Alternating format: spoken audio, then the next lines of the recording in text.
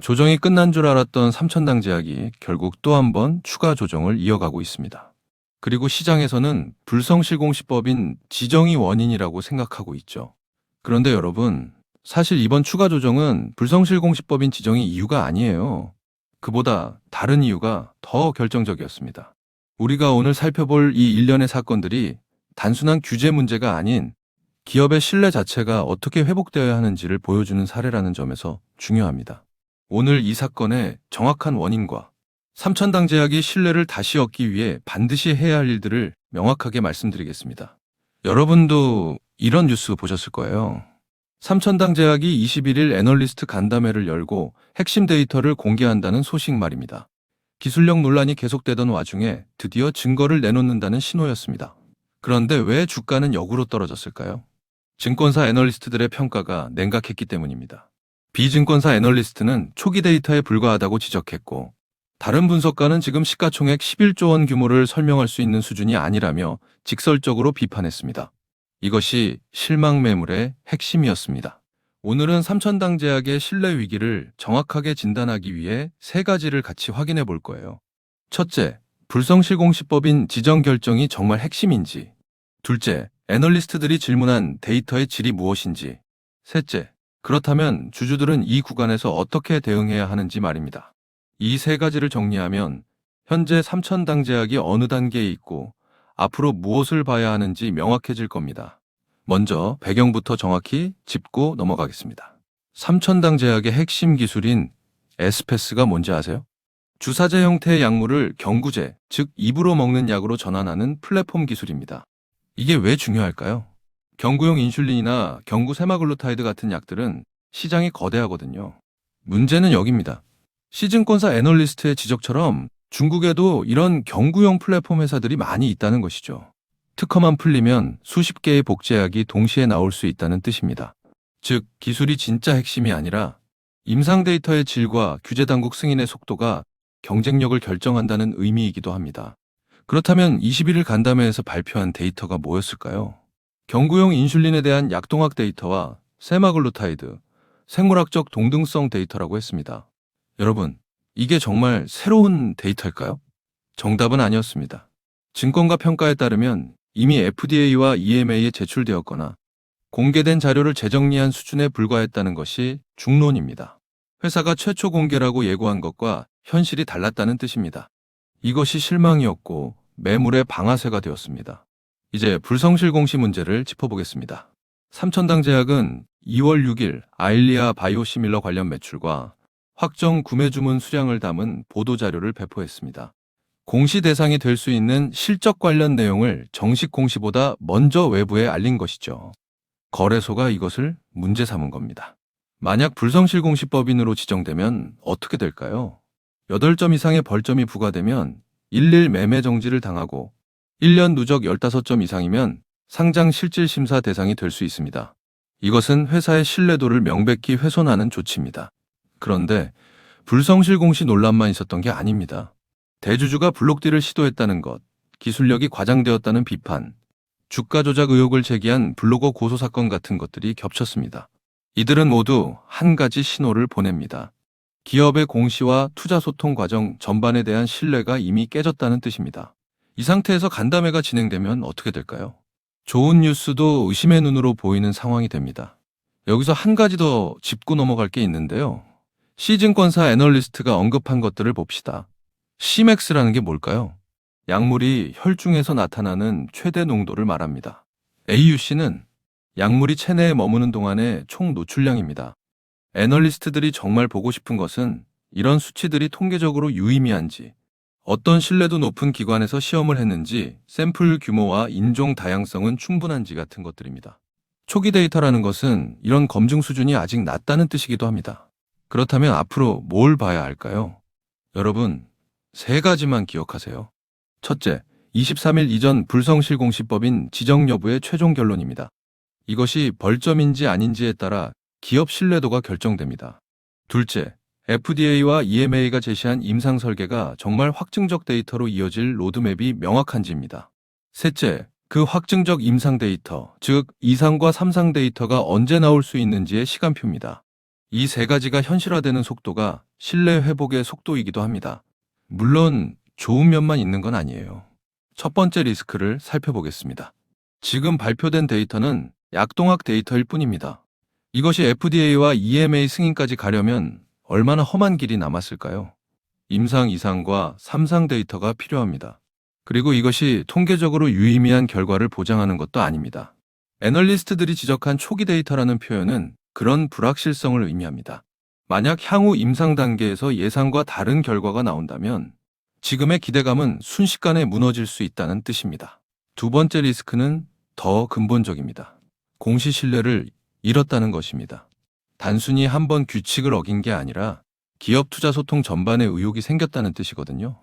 이것을 회복하려면 시간과 일관된 성과가 필요합니다. 그럼에도 불구하고 이 종목을 주목하는 이유는 뭘까요? 기술의 가치 자체는 훼손되지 않았고 데이터가 나올 때마다 하나하나 검증할 수 있기 때문입니다. 즉, 신뢰는 잃었지만 증거로 다시 쌓을 수 있다는 의미입니다. 자, 이게 가장 중요한 부분입니다. 주주 여러분들은 이 구간에서 어떻게 해야 할까요? 상승을 기대하는 고집 매수는 위험합니다. 대신 손실을 줄이기 위한 전략이 필요합니다. 단기 급락과 급등을 활용한 부분 매도, 즉 반등이 10에서 20% 나올 때 비중을 줄이는 방식입니다. 그 대신 실질적인 데이터가 나올 때만 추가 비중을 재검토하는 증거 기반 접근이 더 합리적입니다. 이것은 욕심을 버리는 게 아니라 리스크를 주도적으로 관리하는 방식입니다. 자, 지금까지의 이야기를 딱 세 줄로 정리해 드릴게요. 삼천당 제약의 하락은 불성실 공시 지정 때문이 아니라 애널리스트들이 기대했던 데이터 수준이 현실보다 낮았기 때문입니다. 신뢰를 다시 얻으려면 회계와 공시의 투명성, 그리고 임상 데이터의 통계적 검증이 필수입니다. 주주들은 상승을 바라기보다 반등 구간에서 부분 매도하며 손실을 줄이고 실질 데이터가 나올 때만 판단을 내리는 접근이 현명합니다. 그렇다면 앞으로 이 종목에서 눈여겨봐야 할 변곡점은 뭘까요? 첫째, 23일 이전 거래소의 불성실 공시 심의 결론입니다. 이것이 나오는 날이 신뢰 회복의 첫 번째 테스트가 될 것입니다. 둘째, FDA와 EMA가 제시한 임상 로드맵이 구체적으로 실행되는지 여부입니다. 단순한 계획이 아니라 실제 데이터가 나오는 속도가 얼마나 빠른지가 경쟁력을 좌우하게 될 것입니다. 여러분, 이 두 가지가 현실화되는 과정이 곧 삼천당제약이 기술기업에서 신뢰기업으로 변모하는 과정일 겁니다. 그래서 지금 당장은 삼천당제약 주가가 많이 흔들리다 보니 대부분의 분들이 혼란스러우실 거예요. 하지만 제가 어느 구간에서 삼천당제약이 다시 반등이 나올지 또 어디까지 다시 상승할 수 있는지를 저희 구독자분들에게 모두 알려드릴 거니까요. 이번에 정말 확실하고 안전하게 좋은 대응 해보고 싶다 하시는 분들은요. 지금 화면에 제 개인 번호 잠시 보이시죠? 여기 나와 있는 번호로 삼천당이라고 세 글자 남겨주시면 제가 삼천당제약의 대응 전략을 100% 무료로 드릴 겁니다. 그래서 이번 끝까지 좋은 수익으로 대응하시길 바라겠고요.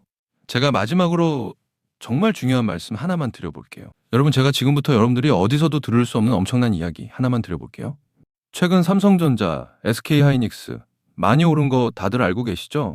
시총 1위 삼성전자는 단기간에 무려 4배가 올랐고 20만 원 하던 SK하이닉스는 100만 원까지 무려 5배가 올랐습니다. 그런데 수많은 전문가들은 아직도 더 상승이 가능하다고 말합니다. 일단 많은 분들이 HBM 때문에 오른 거 아니야? 아직 더 오를 게 있어? 여기서 하나만 확실히 말씀드릴게요. 이 HBM 때문에 올랐다는 말, 반은 맞고 반은 틀렸습니다. 진짜는 아직 시작도 안 했어요. 지금 시장이 주목하는 건 HBM 그 너머에 있습니다. 지금 삼성이 수조 원대 자금을 쏟아붓고 있는 기술, 아마 들어보셨을 겁니다. 바로 유리기판입니다. 그리고 지금 시장에 알려지지 않은 어떤 한 기업이 유리기판의 게임 체인저로 조용히 떠오르고 있습니다. 이미 삼성의 막대한 자본이 이 기업으로 흘러들어가고 있고 AI, 반도체, 2차 전지까지 세 가지 테마가 동시에 엮여 있습니다. 최근 시장만 봐도 테마가 너무 빠르게 바뀌잖아요. 그런데 이 종목은 세 가지 테마가 동시에 묶여 있어서 꾸준한 상승이 가능하다는 겁니다. 그리고 지금 시점에서 가장 중요한 질문 하나 드려볼게요. 여러분, 지금 엔비디아, 인텔, 구글의 가장 큰 고민이 뭔지 아세요? AI 성능은 하루가 다르게 진화하고 있는데 문제는 그만큼 열도 어마어마하게 뿜어낸다는 겁니다. 성능이 올라갈수록 발열도 함께 올라가는데 기존 반도체 구조로는 이제 그 열을 감당할 수가 없는 거예요. 한마디로 성능의 한계가 아니라 열의 한계에 막혀버린 겁니다. 그래서 지금 엔비디아와 삼성이 긴밀하게 협력을 논의하고 있는 거고 AMD 수장까지 직접 방한한 겁니다. 그런데 여기서 이상한 점이 하나 있습니다. 삼성이 세계 최고 실력이라고 자부하는 이 기업의 주가는 아직 바닥입니다. 왜일까요? 세력들은 절대로 아무 때나 주가를 올리지 않습니다.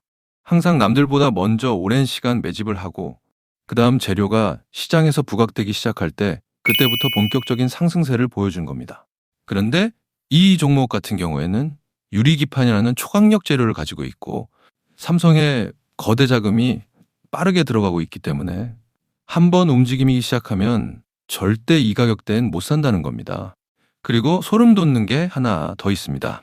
제가 작년에 추천드렸던 원익홀딩스 기억하시죠? 똑같이 바닥권에서 횡보하며 장기 매집이 시작됐고 거래량이 본격적으로 튀어오르기 시작하더니 무려 8배 넘는 상승이 나왔습니다. 그런데 이 종목도 보면 어떻습니까? 바닥권에서 횡보하며 오랜 시간 매집이 진행됐고 거래량이 중간중간 강하게 튀어올랐습니다. 그렇다는 건 이 종목도 원익홀딩스만큼 상승이 나올 수 있다는 의미이고 거래량 볼륨이 원익홀딩스보다 더 크기 때문에 그 이상의 상승이 나올 수밖에 없다는 겁니다. 그리고 수급도 한번 보세요. 외국인과 기관들은 쉬지 않고 매수하고 있는데 개인들만 매도하고 있습니다. 전형적인 메이저 세력의 수급 패턴입니다. 게다가 최근 들어 기관들과 외국인들의 매수세가 점점 강해지고 있기 때문에 머지않아 본격적인 상승이 시작될 겁니다. 그래서 지금 시간이 얼마 남지 않은 만큼 정말 많은 고민 끝에 세력 매집주를 구독자분들께 100% 무료로 공개를 해드릴 거니까요. 대신 여러분들은 구독과 좋아요는 꼭 눌러주시고 지금 화면에 제 개인 번호 잠시 보이시죠?